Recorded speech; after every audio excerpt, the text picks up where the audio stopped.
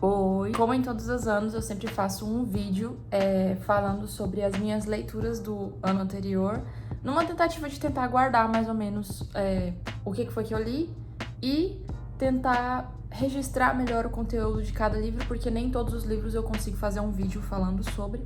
Então, o vídeo é esse, falando sobre as minhas leituras do ano passado. Esse canal, na verdade, ele foi feito meio que pra isso. Eu antes tinha um pouquinho de um desejo de ser youtuber, né? Mas eu acho que passou e ficou só o desejo de ter partes importantes da vida registradas. E aí uma dessas partes é as minhas leituras, porque eu já percebi que tudo aquilo que você não executa, não exercita, você acaba esquecendo. Conforme eu fui adquirindo o hábito da leitura, eu percebi que é muito fácil você se esquecer. Você acaba lembrando do tema central do livro, mas se esquece de detalhes ali, coisas, e não dá pra anotar tudo que você gosta, né? E aí os vídeos acabam sendo uma forma mais legal de exercitar aquilo que eu aprendi. Tanto é que eu não sei se você já viu, tem uma pirâmide que diz respeito ao nível de aprendizado humano, que é a pirâmide de aprendizado de William Glasser. E aí nela fala sobre o quanto que a gente absorve de aprendizado dependendo dos tipos de estudos. E aí no topo tem ler, escutar, ver e escutar, conversar, debater, reproduzir. Aí depois vem praticar, que é quase 80%, os 3 últimos são os maiores, e o último é ensinar aos outros. Então eu percebi que, na ausência de eu estar ensinando tudo que dá, eu posso conversar, debater, de quebra, fazer um canal no YouTube com isso. É por isso que esse vídeo está acontecendo. Muito bem, então vamos lá para as métricas. Eu gosto de sempre fazer elas para eu me comparar. No ano passado eu li 47 livros, foi um total de 13 mil e não sei quantas páginas, que é uma média diária de mais ou menos 36 páginas por dia, que equivale a 1 hora de leitura por dia. Por que eu gosto de anotar isso? Porque isso aqui não aconteceu.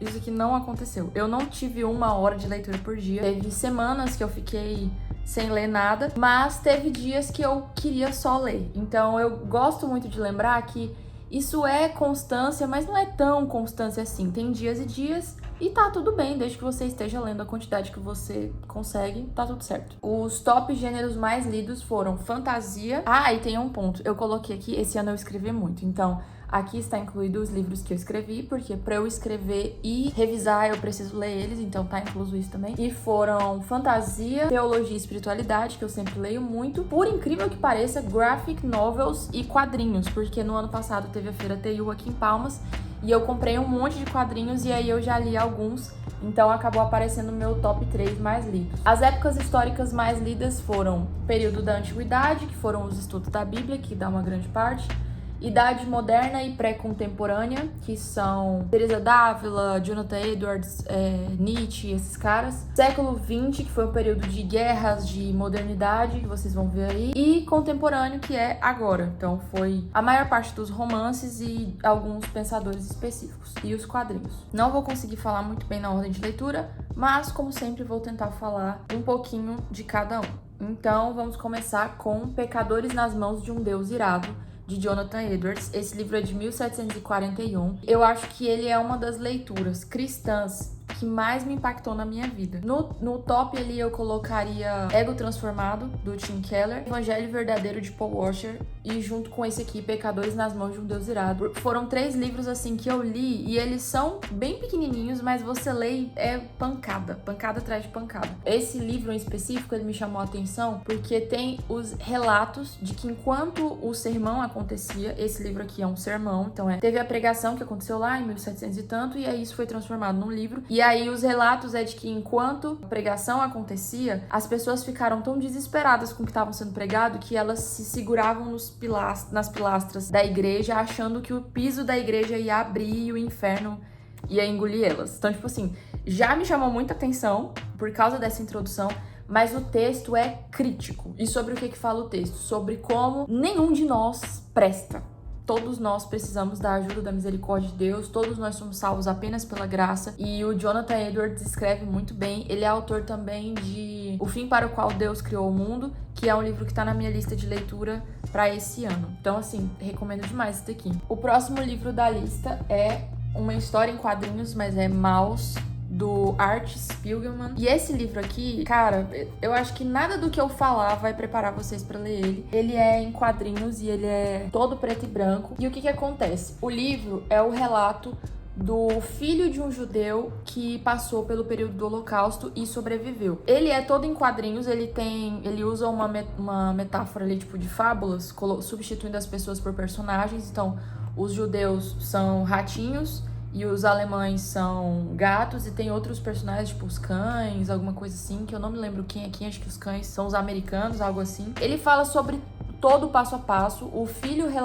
reuniu os relatos do pai e transformou isso em história em quadrinhos. E foi um livro que, apesar de ser em história em quadrinhos, eu demorei pra ler porque ele fica aqui, você fica engasgado com a crueldade do que aconteceu, com a profundidade de você ver um relato de alguém que passou por isso. Eu achei que talvez o fato dele ter substituído por animaizinhos, por bichinhos, ia, né, tem uma referência histórica da forma como as propagandas nazistas faziam com que os judeus fossem associados a pessoas sujas e tal. Não ajudou de forma alguma. Parece que só deixa pior, só mostra como que é realmente um período da história em que as pessoas estavam sendo tratadas como animais, estavam sendo desumanizadas. O livro, ele é extraordinário do ponto de vista artístico, do ponto de vista histórico, mas é bem pesado, me marcou muito e me fez me interessar por estudar mais sobre isso, sobre a guerra, sobre o que os judeus passaram, sobre o que outros povos passaram durante momentos traumáticos da história. Principalmente porque teve um outro livro que eu li que teve essa frase, que era sobre a facilidade com que a história é reescrita quando ela é abandonada. Então nós precisamos ler mais de história, precisamos conhecer a história do passado para que quando ela estiver acontecendo na nossa frente de novo, a gente não se esqueça disso. O próximo livro é A Porta no Muro, de H.G. Wells, é de 1906 e tem 31 pagininhas, ele é bem piquititico, mas é muito massa. Se você tá procurando uma leitura assim aleatória, que você nunca leu nada antigo, vamos supor, né, porque é 1906, lê esse livro. Eu acho que ele é tipo um suspense, porque você não entende o que tá acontecendo, mas como tudo do H.G. Wells é de pirar o cabeção, é bom demais. Eu amo, eu não sei se ele se encaixa em ficção científica, mas geralmente ele escreve ficção científica, então eu classificaria assim. É muito bom. Eu só não posso falar nada sobre o livro porque são 31 páginas, você já vai pegar ali, mas é uma leitura que você lê numa sentada, então leia, vale a pena. O próximo é Reflexões Cristãs, de C.S. Lewis. Ele foi publicado pela primeira vez em 1967. Eu tenho quase toda essa coleção aqui, que é a mesma do A Abolição do Homem, Cristianismo Puro e Simples. E eu gosto muito porque esses livros, eles foram escritos na época da guerra e basicamente falaram assim, Lewis, vem pra nossa rádio e aí a gente quer que você converse sobre coisas, sobre assuntos relevantes ali. E depois, o fruto desse ensaio falado que ele fez indo na rádio se transformou nesses livros. E em Reflexões Cristãs, como sempre, ele fala sobre temas muito relevantes do ponto de vista cristão. Ele fala sobre os meus favoritos: cristianismo e cultura, o veneno do subjetivismo, que é algo que eu acho muito atual esse tema, o funeral de um grande mito, o olho que vê. Eu acho que eu fiz um vídeo de resenha literária desse aqui, e assim, vale a pena demais. A linguagem do C.S. Lewis na fantasia é super fácil. Quando ele vai escrever aqui, eu não acho fácil, não. Mas é uma coisa tão inteligente que vale a pena você se forçar pra você ler. Pelo menos é a impressão que eu tenho. Então, eu recomendo essa leitura. E chegamos em Assim Falou Zaratustra, ou Assim Falava Zaratustra, de Nietzsche. Eu também fiz resenha desse livro. Ele é de 1883. Na minha edição aqui tem 288 páginas. Eu risquei o livro todinho. Esse livro pra mim foi muito difícil de ler porque Nietzsche, o niilismo, ele é uma corrente de pensamento muito presente até hoje no mundo, né? O cara impactou pra caramba a nossa sociedade. E eu queria ler, eu sempre gosto de ler tudo que eu leio de uma forma crítica. Então eu não simplesmente aceito o que você tá me entregando, eu leio refletindo se eu gosto daquilo ou não. Eu gosto de fazer isso. E nesse livro em específico foi muito difícil, porque não é um livro que dá pra você ler descansando. Ou ele vai parecer uma fábula, um monte de abobrinhas fofinhas e que aí no meio do caminho tem uma lição de moral.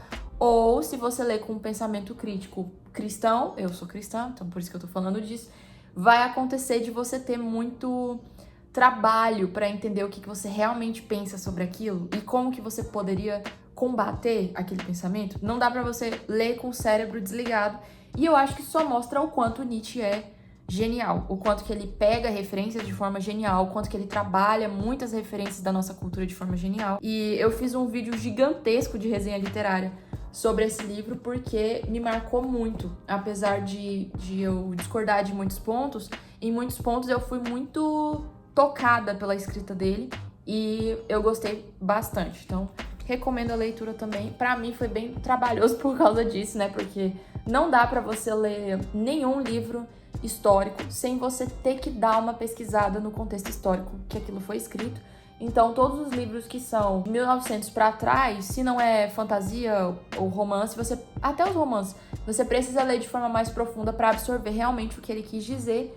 E esse aqui não foi diferente. O livro que fez o seu mundo, como a Bíblia criou a alma da civilização ocidental, de Vishal Mangalwadi, também tem resenha literária aqui no canal. Esse livro aqui, eu acho que foi a minha leitura favorita do ano passado. Se não foi ela, foi uma delas. Esses primeiros aqui que eu tô selecionando foram os meus favoritos. E esse livro tem uma resenha literária só sobre ele, então eu vou tentar não falar muito.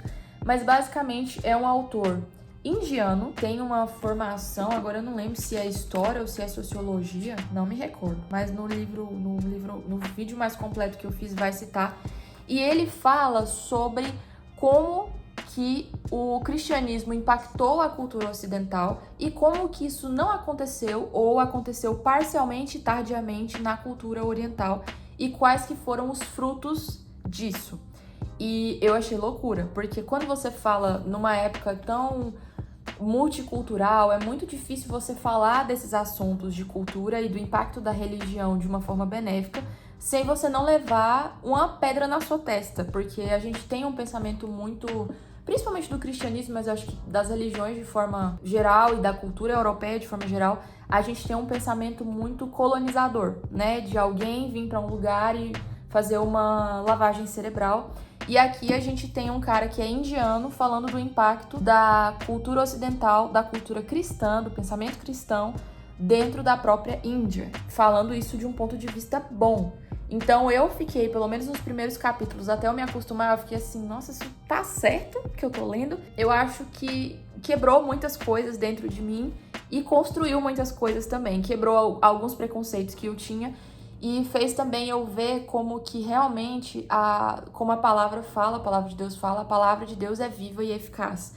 E ela gera bons frutos. E ele mostra isso de uma forma muito inteligente, muito completa. Então, apesar de ser um livro grande, que em alguns momentos é um pouco maçante, porque ele traz muitas referências históricas, é muito bom. Acho que minha leitura favorita do ano passado foi essa. Chegamos, esses primeiros aqui, todos eu vou falar que foi minha leitura favorita. Mas a gente tem aqui o Livro da Vida, de Santa Teresa d'Ávila. E esse livro foi uma surpresa pra mim, inclusive eu estou devendo fazer um vídeo só sobre ele, porque me marcou muito. Mas por quê? Eu sou protestante, eu sou evangélica, e Teresa d'Ávila é Santa Teresa d'Ávila, ela é uma santa católica. Esse livro, o conteúdo original dele é de 1562. Salvo engano, é o livro mais antigo que eu li do ano passado, 1562. Ele pega o período da Contra-Reforma. Então tinha a Igreja Católica, aconteceu a Reforma Protestante, e aí a Igreja Católica, a resposta para ela foi a Contra-Reforma. Aqui a gente conhece os textos pessoais da Santa Teresa d'Ávila, e ela é uma querida. É isso que eu tenho para falar para você. Ela é uma querida, ela é muito muito sensível ao Espírito Santo. Em muitos momentos eu senti que, não falando de uma forma pejorativa, mas em muitos sentidos eu senti ela bem protestante, bem pentecostal, sabe? Uma união uma conversa entre uma coisa e a outra, porque ela é muito apegada ao espiritual, às visões, a Deus falar com ela de uma forma muito espiritual. E ela é muito humana, sabe? Muito humana, ao mesmo tempo que buscava muito a revelação de Deus através das coisas. E isso me marcou demais, demais mesmo. A gente tem uma visão da Igreja Católica, eu creio que é pela história, pela tradição, pela liturgia, como se ela fosse muito fria em alguns momentos, por ter textos repetitivos. Pelo menos eu tive essa experiência porque eu cresci na Igreja Católica. E a Santa Teresa d'Ávila quebrou isso em mim, mostrou que ela é uma santa muito humana, muito sensível, muito apegada à revelação espiritual. E eu gostei muito de ler isso. Um amigo meu católico que recomendou, e recomendou um outro livro dela que eu não lembro se o título é esse, mas o tema é esse, que é sobre o Castelo da Vida ou o Castelo da Alma, algo assim. E eu já tô ansiosa pra ler esse outro livro dela, porque eu gostei muito de tudo que eu li aqui. Depois vem O Velho e o Mar, de Ernest Hemingway, que é de 1952. Ele é pequenininho, tem 140 páginas. Eu acho que ele é tipo drama, mas ele fala basicamente sobre a trajetória de um pescador muito velho indo ao alto mar para a última pesca da vida dele, tipo, tecnicamente assim, porque ele é muito, muito velho. Em alguns momentos vem esse parâmetro de vida e morte, dele refletir sobre o que vai acontecer, e acontece uma pesca extraordinária lá, que eu não vou falar muitos detalhes pra não dar spoiler. Eu acho que eu li numa fase meio estranha, porque ele não é tão emocionante quanto eu pensei que era, mas ainda assim vale a pena. Eu gosto de livros que são sobre o ponto de vista muito específico da pessoa e da vivência dela. Então, eu gostei. Recomendo. Não foi um dos meus favoritos, mas eu gostei da leitura. Depois eu li 2 livros que são bem curtinhos, porque são livros infantis, que são O Menino Maluquinho e Flicts, os dois do Ziraldo. Eu sou escritora e quadrinista, então eu sou apaixonada no Ziraldo. Eu cresci lendo os livros dele. Aqui em Palmas tinha um evento chamado Salão do Livro, onde alguns autores famosos vinham e eu tive a oportunidade de conhecer o Ziraldo. Não sei se eu vou encontrar fotos sobre isso, mas assim, ele é né? Acho que ele faleceu. Ele foi um vovozinho muito fofo e foi muito gentil quando a gente conheceu ele, eu e minha irmã. E ler os livros dele depois de crescida mexeu muito comigo, porque é uma leitura muito bonita, em especial do Flicts, porque é um livro que a primeira peça de teatro que eu atuei, eu fui o Flicts, que é um personagem, ele representa uma cor que é como se fosse a cor da lua. E aí é o processo dele se aceitar, porque ele não é como o azul, não é como o vermelho, ele é da cor dele. Tem uma parte no final do livro que o livro foi enviado pro Neil Armstrong, que foi o primeiro homem a pisar na Lua. E quando ele recebeu o livro do Ziraldo, ele assinou e escreveu: de fato, a lua é Flicts, a cor da lua é Flicts. E eu achei muito bonitinho. O Menino Maluquinho tem 120 páginas e o Flicts tem 48. E como é ilustrado, é uma leitura muito rápida, muito tranquila, então eu recomendo isso. Eu gosto muito de pegar pra ler livros que eu li na minha infância, ou então livros infantis, tem vários outros aqui. Eu acho que a gente, de vez em quando, tem que dar uma desacelerada e sair do óbvio nas leituras e ler as coisas, também coisas que foram feitas para crianças ou do ponto de vista de uma criança. Acho que vale super a pena. Ideias para Adiar o Fim do Mundo, de Ailton Krenak. Já é o segundo livro desse autor que eu leio. E eu gosto muito dele porque ele é um autor e pensador indígena. E esse livro, assim como os outros 2 que eu li, esse aqui tá na minha lista, mas ele tem essa sériezinha de livros aqui, que são livros gerados a partir dele ter ido numa palestra, e aí o conteúdo do livro é o que ele falou na palestra. Ele é um pensador indígena que nasceu na região da Vale do Rio Doce. Então lá, a parte de extração de minérios impactava muita região, e aí ele sempre traz esses pensamentos voltados para a questão ambiental. E nesse de Ideias para Adiar o Fim do Mundo, tem duas coisas que eu me lembro que ficou bastante na minha cabeça. Um foi ele falando que, basicamente, para que adiar o fim do mundo? Porque a Terra é boa, é bom viver na Terra, nós temos muitas coisas para conhecer, muitas coisas para administrar do nosso planeta. E se tiver como a gente adiar esse fim do mundo, pra gente viver mais, pra gente conhecer nossos netos, nossos filhos, que coisa boa seria. Então ele vai falando sobre isso, e um dos textos que ele fala é justamente ele falando sobre o ponto de vista indígena do que significa a floresta. E aí ele fala que para os indígenas a montanha é como um tio, a árvore é como uma tia, a água é como se fosse uma mãe, o rio é como se fosse um pai, algo assim. E eu achei isso muito profundo, porque a gente que cresce na cultura ocidental tem dificuldade para entender como assim uma montanha ser meu tio, mas é justamente sobre você entender que o planeta e nós somos um só. Esse é o ponto de vista dele, e eu achei fantástico ver ele falando sobre esse ponto de vista. No Alvorecer dos Deuses, do pastor Iago Martins. Esse livro aqui é fantástico. Eu tinha ele há muito tempo e nunca tinha parado para ler. E basicamente ele fala sobre resgatando ali aquela visão dos deuses da antiguidade, dos deuses gregos, taraná, e que cada um representava uma coisa. Ele fala sobre a idolatria e como que hoje a idolatria tem uma roupagem diferente pra gente. Então, pode ser que você tá achando que idolatria é tipo os católicos adorando imagens, um exemplo, mas você idolatra seu trabalho, você idolatra suas redes sociais, seu celular, você idolatra a si mesmo, seu próprio ego. E aí ele vai falando de um por um nos tópicos e como que, principalmente nós evangélicos, eu sempre trago a crítica mais pra mim do que pros outros, principalmente nós evangélicos podemos cair nessa linha de pensamento completamente errada de que, por eu não adorar imagens, ou então por eu não ter nenhum vício, como, sei lá, bebida, cigarro, tá tudo bem. E não, ele fala sobre como em várias áreas da nossa vida nós podemos estar caindo no pecado da idolatria sem nem estar percebendo. Então, eu acho que tem resenha no canal sobre esse livro também. O Deus que Destrói Sonhos é um outro livro que eu tava doida pra ler, ganhei da minha irmã. E ele é do Rodrigo Bibo, que é autor daquele podcast Bibotalk, que é um podcast muito bom. Se você tem dificuldade, por exemplo, para ler livros, eu recomendo você ver o podcast dele, porque ele faz muitos podcasts sobre um livro específico. E o podcast dele que me introduziu em temas como ciência, principalmente por causa da ABC2 Cristãos na Ciência, que fala especificamente sobre esses temas. E esse livro aqui, eu fiz um vídeo, tem até a resenha aqui no canal falando bastante sobre ele, mas ele é falando sobre o Deus cristão e ele fala assim, o Deus cristão não pode ser domesticado. E ele fala sobre a visão errada que nós temos de Deus, como se ele fosse uma figura que nos deve algo e aquela visão de Deus meio Xuxa, que é tipo assim, tudo que eu quiser, o cara lá de cima vai me dar. E ele combate isso de uma forma tão inteligente, sabe? Tão na cara não, pra não estragar o enterro, sabe?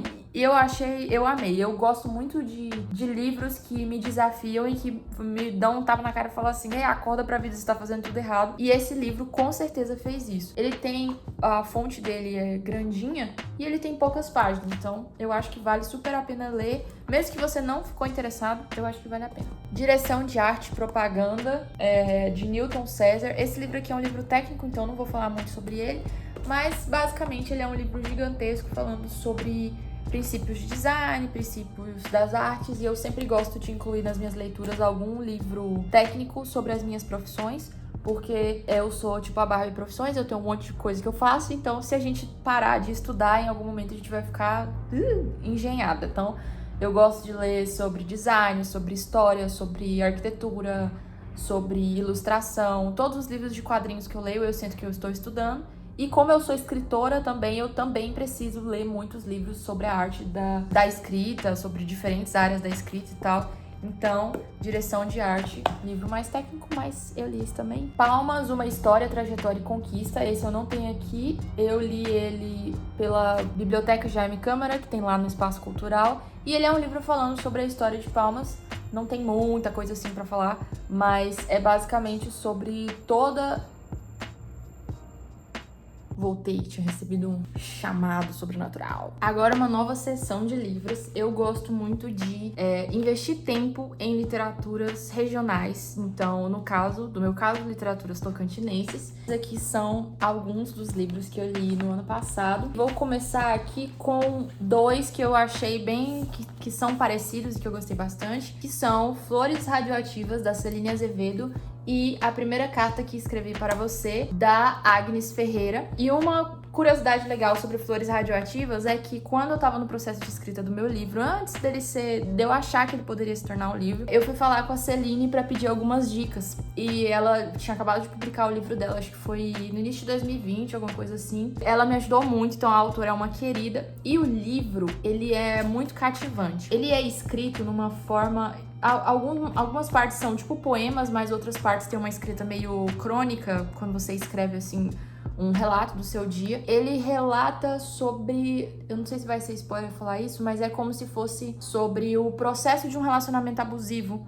E você começa o livro ali como se fosse um livro de romance. Eu não gosto de ler sinopse, eu prefiro ser pega desprevenida. Ele começa com você sentindo um romance sendo construído e você vivencia junto com a personagem o processo daquele romance estar indo ladeira abaixo. Me marcou muito esse tipo de escrita, assim, você vê que tem uma progressão muito clara entre a paixão e o amor, e aí de repente a queda. E eu acho que a forma como ela escreveu é como se você tivesse pegando o livro de uma amiga ou então conversando com uma amiga que passou por essa situação e vivenciando essa dor junto com ela. E aí isso eu achei muito sensível. Não muito diferente disso, nós temos A Primeira Carta que Escrevi para Você, da Agnes Ferreira, que também é minha amiga. Esse livro aqui, eu acho que se assemelha um pouco com a explicação que eu acabei de falar, porque basicamente a forma dos textos é como se fosse o diário da personagem, com cartas, com textos que são destinados para esse rapaz que ela gosta, porém é um romance que não dá certo no final, então também tem esse caráter de, no início é aquela paixão, aquele romance, e aí a coisa vai desandando e você vai vendo como que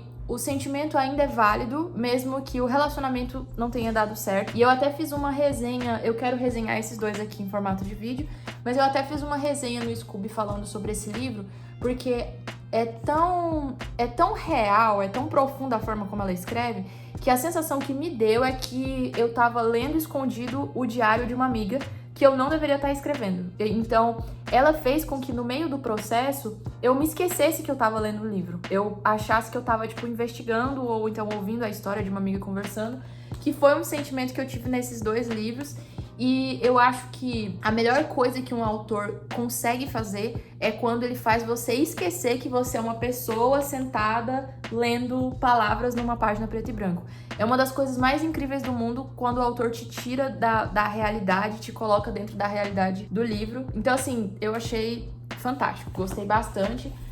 São duas autoras independentes, então para você ler, você tem que entrar em contato com elas. E eu vou deixar a lista de todos os livros aqui embaixo e também o nome delas para vocês pesquisarem. Ainda falando de livros regionais, tem também esse livro, Lagoa Feia, da Deise Raquel Cardoso. E esse livro ele é uma mistura bem curiosa, porque ele mistura alguns relatos sobre a possível lenda de como que uma lagoa se formou a partir da queda de um meteoro, um meteorito, numa região aqui do Tocantins. E aí a autora, ela é até difícil de explicar, porque os relatos se misturam em isso realmente aconteceu, isso é um relato real da autora, parte da história que ela tá falando é real e que parte que é fantasia, que é inventado, e da mesma forma que os outros também acaba virando um relato bem pessoal. Eu acho que de certa forma é uma mistura entre o relato pessoal da autora misturado com uma fantasia que foi criada ali, porque tem uma outra parte que é fantástica. E tem também dois livros, eu falei do quanto que eu gosto de ler livros infantis, e aqui nós temos dois livros da minha autora tocantinense favorita, que é a Alice Nardes, minha amiga querida. E Otto e Seu Menino é um que eu li bem no início do ano, eu acho que ela tinha publicado, acho que foi em 2024 e aí eu li em 2025, alguma coisa assim. E Cerrado Tocantinense foi a última publicação dela em 2025. Esse aqui, ele tem um forte apelo regional, a história, a narrativa tem a ver com conhecer o Tocantins. E Otto e o Seu Menino eu não preciso nem falar, ele é a coisa mais linda do mundo. Eu acho que, assim, a Alice, ela consegue trabalhar a realidade fantástica de uma forma tão sensível, com tanta ternura, que faz você sentir que você é uma criança novamente. Ou, no meu caso, eu que tô me preparando para me tornar mãe, eu já fico imaginando eu lendo esses livros para os meus filhos, ou então lendo para os meus netos no futuro. E eu acho a coisa mais linda do mundo. Faz eu viajar. Todos os textos, o traço da Alice, ela que escreve e ilustra tudo. Então, assim, eu sou apaixonada da Alice. Alice, se você estiver vendo isso, te amo muito você. Na vibe dos quadrinhos, no ano passado, como eu falei, teve a Feira TU, que é a Feira de Quadrinhos Tocantinenses, e teve o lançamento lá de dois livros que são de autores que eu tenho o prazer de conhecer. Aqui nós temos Vicente Lua Cheia, que é do Pablo Marquinho e Álvaro Maia, e aqui nós temos Lâmina e Corpo, que é do Caleb Heller. E Vicente Lua Cheia, ele é um livro, assim, fantástico. Pra começar, a ilustração do Álvaro é a coisa mais linda do mundo. Eu gosto bastante de livros que são grandes, assim, e que você pode... Parece que é melhor pra você fazer contação de história, mesmo que seja pra ler de uma forma individual. E ele mistura muito a parte da regionalidade do interior do Tocantins com uma coisa meio lenda, meio mito, sabe? Meio ficção. De uma forma que eu consigo me ver sentada numa fogueira no interior e, tipo, um avô, uma avó, um tio de um amigo me contando essas histórias como se realmente tivesse acontecido. Então, essa imersão, as cores também, eu gosto muito da paleta de cores que o Álvaro trabalhou e tal, e eu gostei bastante. Esse aqui foi publicado em 2025, a gente tava lá no lançamento dele.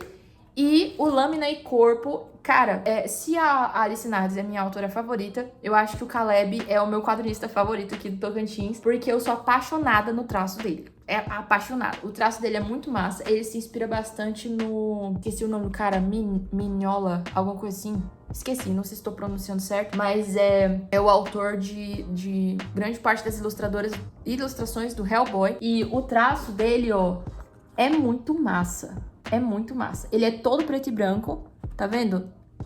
E tem uma coisa assim, meio uma mistura de samurai com aventura de D&D, com RPG, que é uma temática que eu gosto pra caramba. Eu sou muito fã do trabalho dele. Eu ficaria lendo tudo que ele fizesse, ele escrever lista de compras do mercado, eu vou ler o que ele produzir, porque a mente do Caleb é muito criativa e o traço dele é muito legal. Então, esses dois aqui, nota 10, recomendo demais a leitura dos dois. Deixa eu ver o que mais. O último regional que tem aqui, acho que é o último, é esse aqui, que é o Alma Leve, do Tião Pinheiro. Em 2024, eu li o outro livro dele, que é Amorosamente, também de poemas. E esse aqui é de poemas também. Eu gosto bastante de incluir poemas, poesias.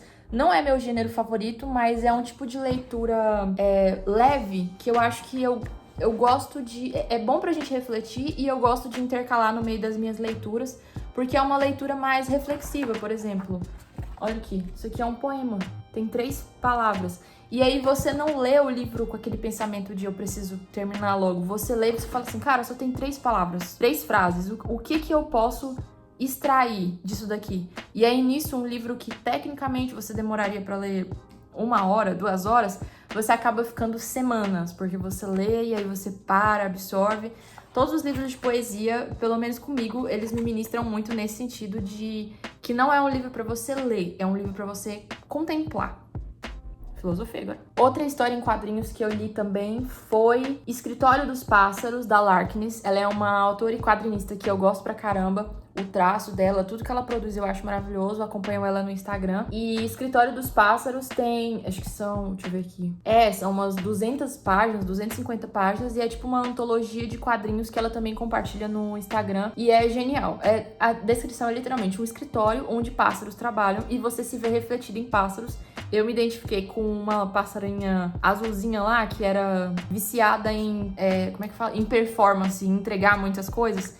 É muito bom. Ela consegue fazer com passarinhos a gente refletir sobre a vida. Esse ano eu também li Scott Pilgrim. Eu não consegui ler todos. Na verdade, esse é o meu desafio para o ano que vem, porque eu não encontrei todos os Scott Pilgrim traduzidos. Só encontrei os 3 primeiros. Mas como eu tô estudando inglês, eu quero tentar ler em inglês ali até pra aumentar o meu vocabulário. Mas eu li os 3 primeiros, que são Vidinha Preciosa, Contra o Mundo e Scott Pilgrim, Tristeza Infinita. Eu sou muito fã dos filmes, assim, dos filmes não, do filme. Marcou minha infância, o estilo da Ramona Flowers, o estilo da outra lá, a personagem principal. Então, que quem faz é até a Miss Marvel.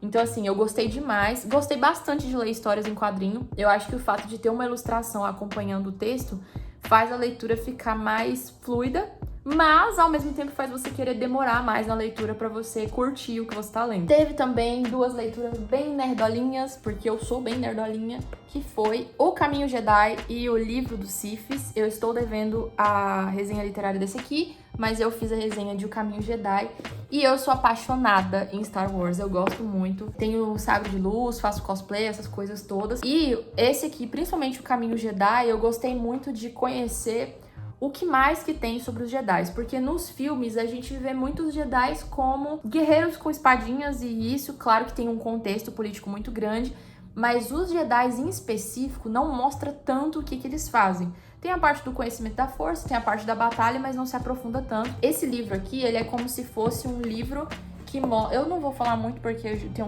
um vídeo só sobre ele, mas ele é como se fosse um diário falando, um livro que os Jedi estudam pra conhecer as raças, o que o Conselho Jedi faz. Uma coisa legal é que no meio dele tem, tipo, anotações dos padawans que estudaram com esse mesmo livro. Então você acaba conhecendo um pouco da personalidade dos personagens, ver como é que eles pensavam. Então você vê os comentáriozinhos deles conforme eles vão lendo. E assim, veja o vídeo de resenha, porque eu falo de forma bem completa. Nesse aqui pra você conhecer o Caminho Jedi.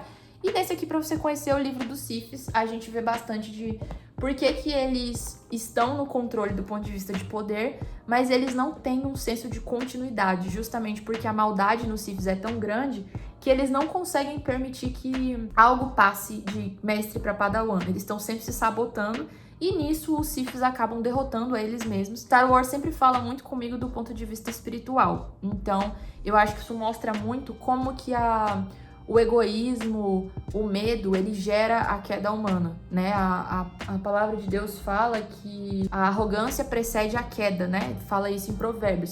E eu acho que esse é o resumo do livro dos Siths. A arrogância precede a queda, porque apesar deles serem muito poderosos, eles não conseguem se organizar da mesma forma que o Conselho Jedi.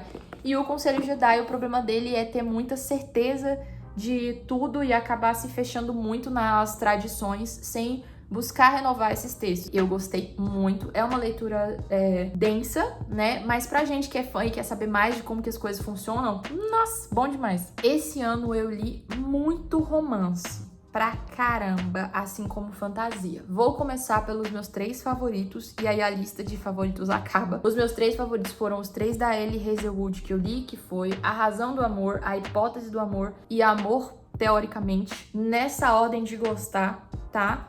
Levi Ward está aqui, depois o Jack, depois o Adam, depois o Jack. Gente, muito bom. A Ellie Hazelwood é outra que, se ela publicar o bloco de notas dela, eu vou correndo pra ler, porque a escrita dela é muito boa. E apesar de eu não ser fã da categoria de romance que chamam de hot, o que eu gosto dos livros dela é que ela constrói muito bem o relacionamento dos personagens. Todos os personagens têm uma personalidade muito forte, muito diferente.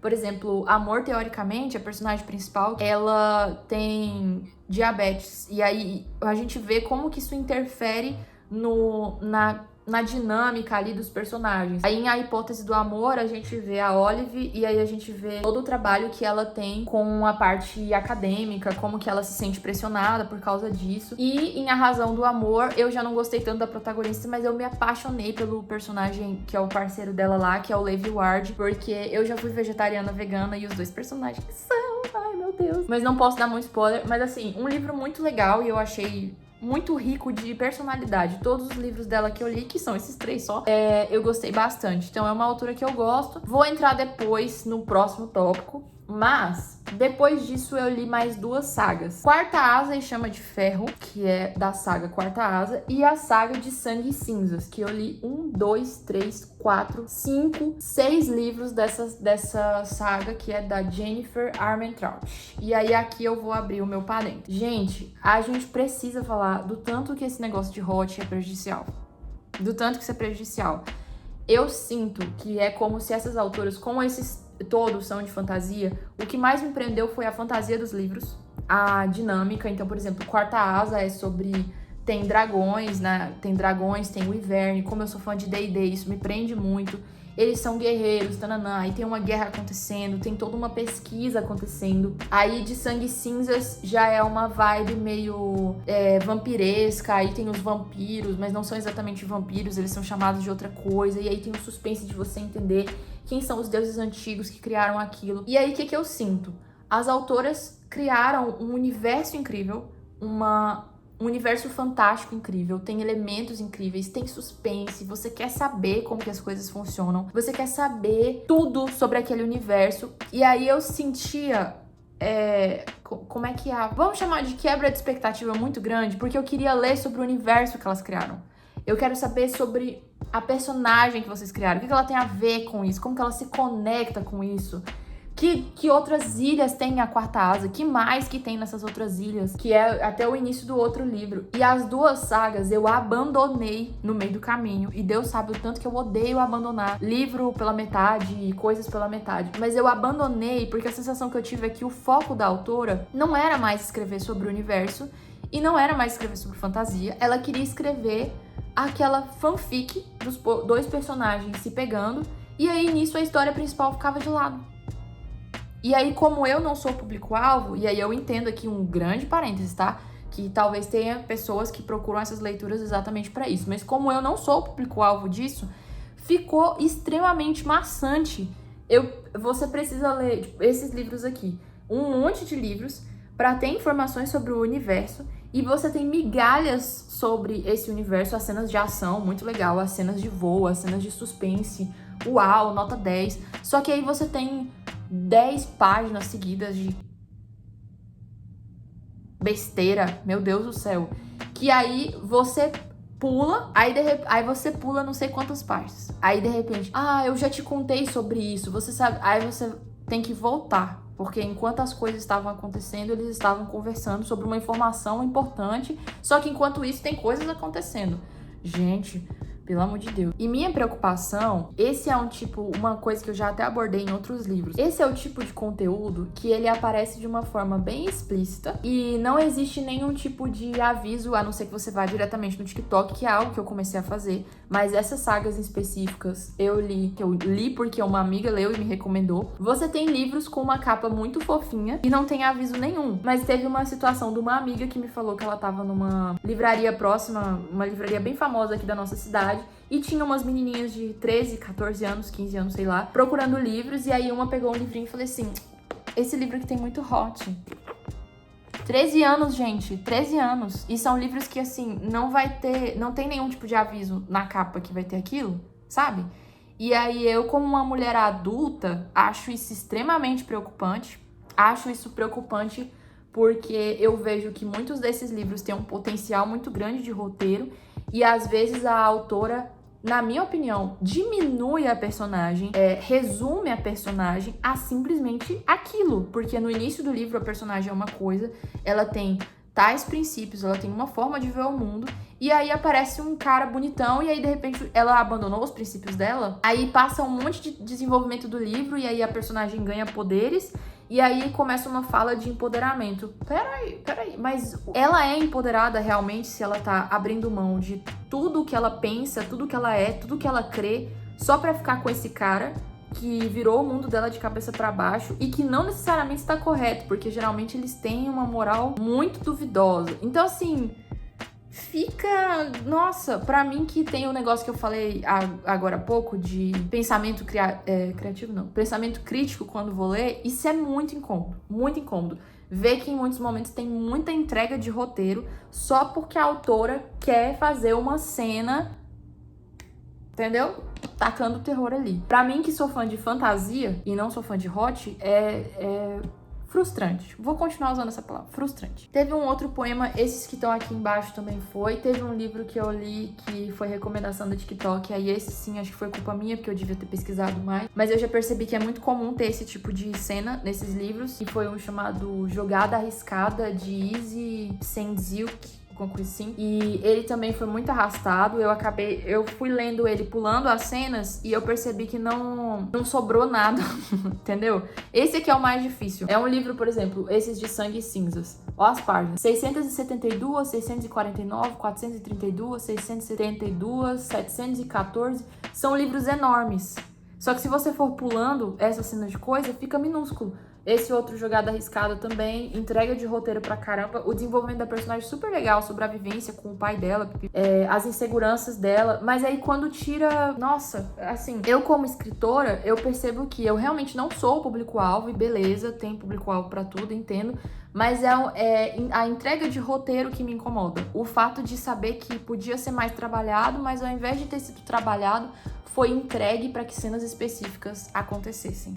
Isso eu achei paia. Teve um também que eu não gostei, eu tô deixando pro final esses últimos que eu tô falando agora, mais os que eu não gostei. Teve um que eu não gostei, que foi A Criança e o Sábio, de Henry Katz. Eu já percebi que toda vez que eu leio um livro que não é antigo, acaba que eu não gosto muito. Então eu não sei o que é isso não. Talvez eu tô ficando velha e ranziza, provavelmente é isso, então vocês já vão perdoando aí. Mas esse livro, tipo assim, A Criança e o Sábio. E eu achei a criança muito mais sábia que o sábio, sei lá. Não gostei também, não tem muito o que falar. Por último, mas não menos importante, os meus livros publicados. Vou falar bem pouquinho porque nem todos estão publicados, então até não dá pra eu falar muito. Mas esse ano eu publiquei Conversas Cósmicas em formato de webtoon.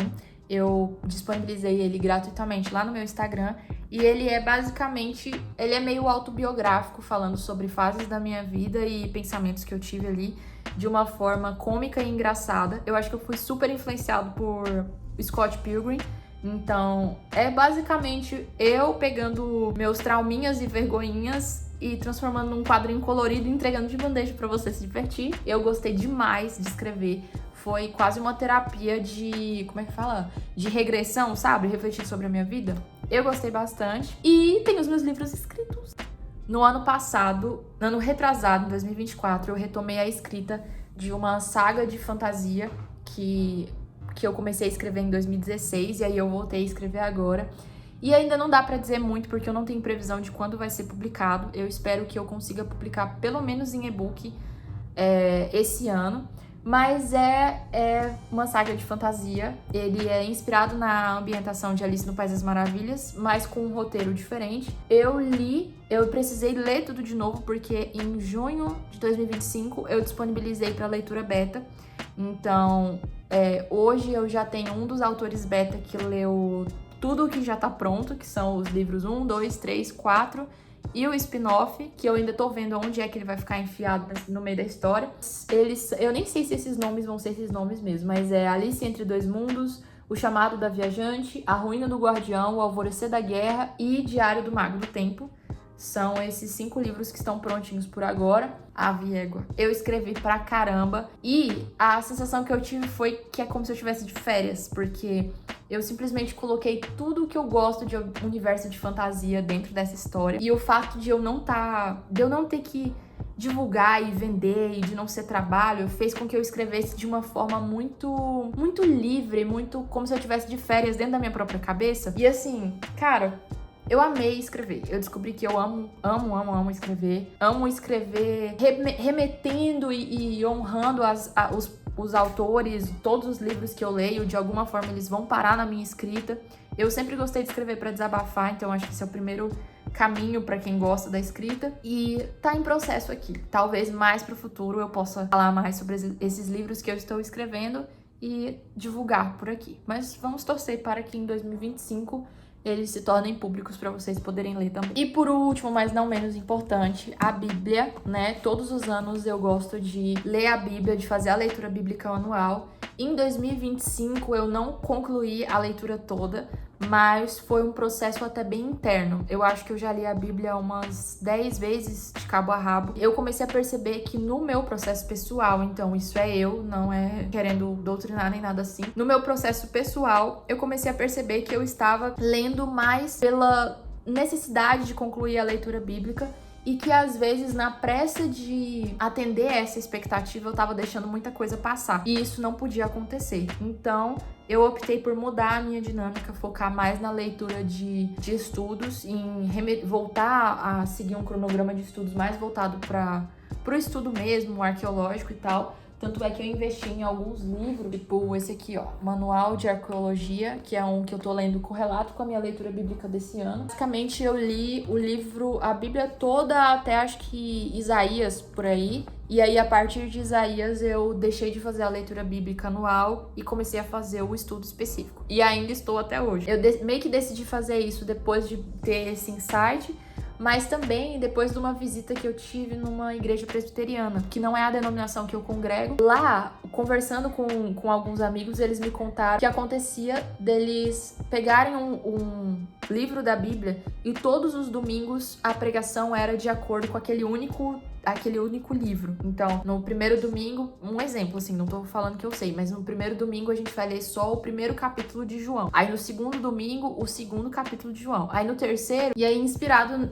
nessa forma tão específica de ler, mais se atendo aos mínimos detalhes do que na entrega de ler ao longo de todo o ano, eu decidi por fazer essa alteração. Troquei também minha Bíblia, porque essa aqui, ela é de notas, né, que eu gosto de levar pro culto, etc. Comprei uma de estudo, que é essa bichona da goiaba. Eu nunca tinha comprado uma Bíblia de estudo tão densa assim. E essa aqui é a da Thomas Nelson, que foi a que eu encontrei que é mais completa, assim. Tem outras mais tradicionais. Eu falo bastante sobre elas num vídeo aqui no canal que eu fiz sobre leitura bíblica já nesse ano. E é isso, finalmente acabou o vídeo, já está quase escurecendo. Como sempre, esse vídeo